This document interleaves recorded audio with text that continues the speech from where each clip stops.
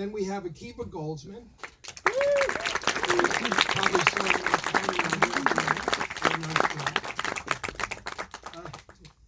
we have Jodi Dominic, the script supervisor.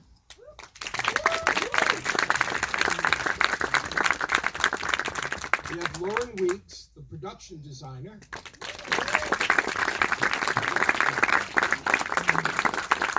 We have Christopher Rand, the editor.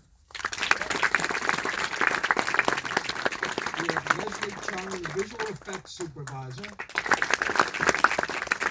We have Avy Kaufman, the casting director. And Sue Jacobs, the music supervisor. Wow, you got ourselves a crowded room here. See what I did? Someone was going to say it. I feel like I'm breaking the rules being here. This feels really odd. Hi, everyone. So you remember how this works, right? Because I know you haven't promoted anything for a good long time because of the strike. But I'll ask you some questions. Just answer them. I'm really fucking nervous. Well, you look great. Thank you. So now, Akiva, I mentioned this to you before, Akiva wrote A Beautiful Mind. He won the Oscar for that. And I thought that movie was brilliant. We see this guy, John Nash, he's deciphering these Soviet-planted media messages for the Defense Department. We think he's a genius, and then we learn that this is really a byproduct of his schizophrenia. Now, in the crowded room, you have to hide the diagnosis in the narrative about Danny Sullivan's fractured mind and multiple alter egos until late in the 10-episode series. Talk a little bit about the complexity of keeping the cards close to the vest for that long. Only if I can have a microphone.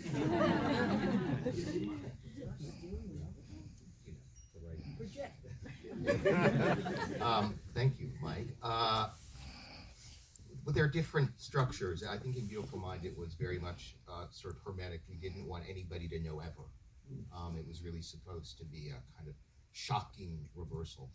This, I think, was different in that what we wanted to do was keep the audience as close to the character Tom played, as close to Danny as we could, and we weren't so interested in keeping it from you. It's sort of really there even at the very beginning. We were keeping it from Danny, and so your experience hopefully was closest to Danny's in that it took you some time to begin to catch on, and then some more time for the penny to drop. But it wasn't a piece of math in the way The Beautiful Mind was, which was more manipulative of the audience, I say proudly. This was more an echo of the performance at the center of the object.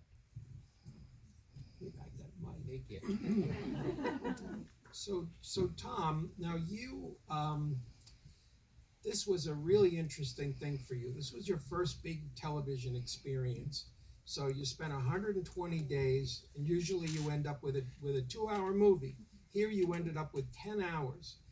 What was the challenge for you in pacing yourself and slowly peeling away Danny's layers until we get down to the pain brought on by trauma that he experienced as a child, which everyone kind of got a glimpse of? Give a sense as to how do you do that, and how much of a shakeup to the system was that in having all that time as an actor to dig deep into that character? Well, it was definitely a daily struggle.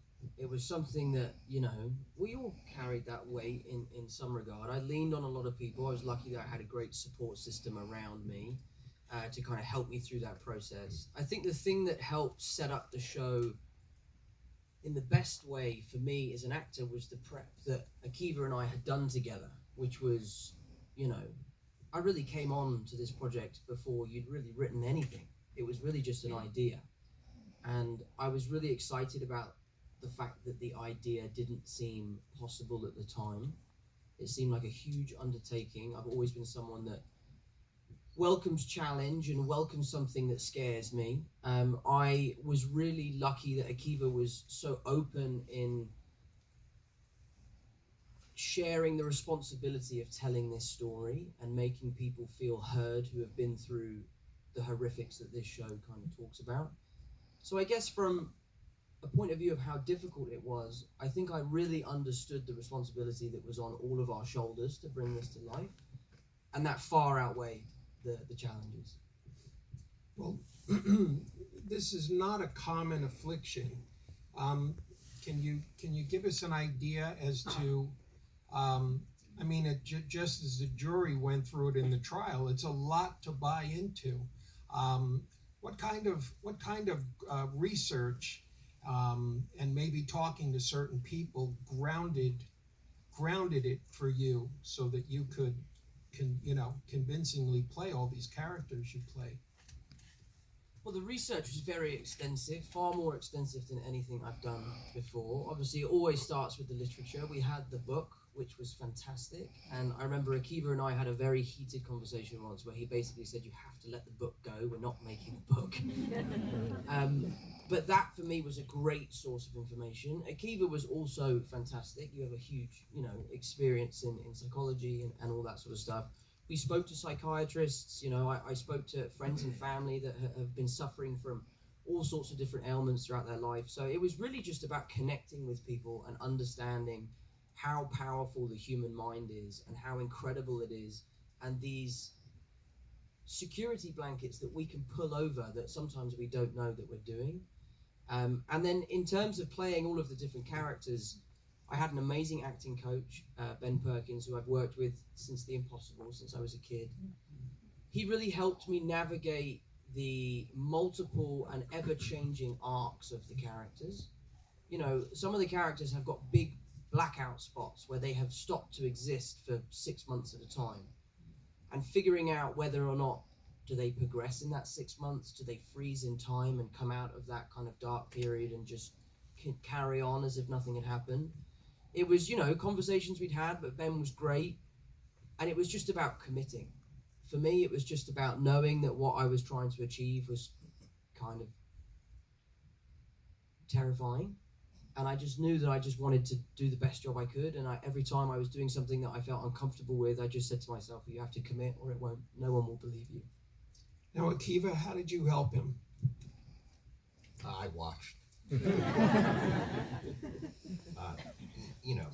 Tom is kind of a co-author of this creation. We sort of dug into this idea that multiple personality disorder wouldn't be used as a kind of freak show. It's often objectified.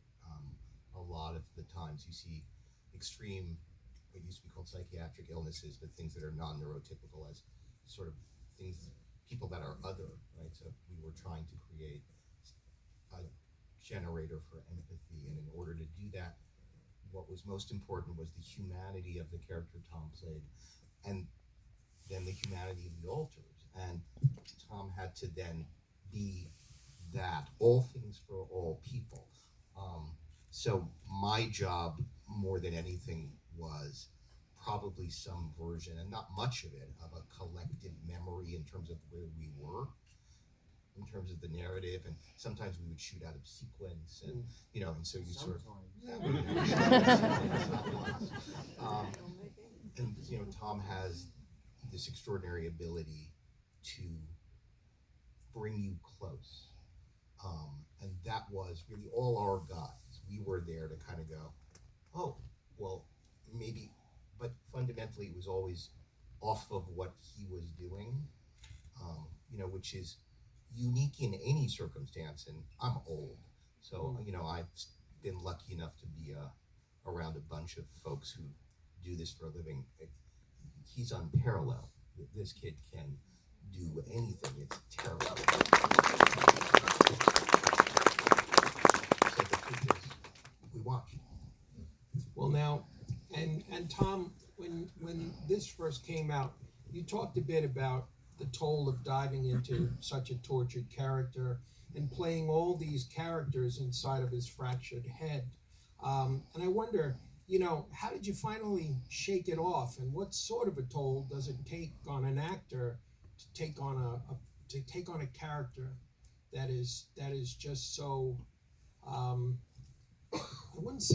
won't say tragic, because there was still empathy and likability there, but give a sense as to what that means. What kind of a toll does it take on you, and how'd you get rid of it? It really does take a toll. I mean, as everyone in here will know, TV it takes a lot longer than a film. And I've never done it before. I'm used to 3 months and I'm done. I move on.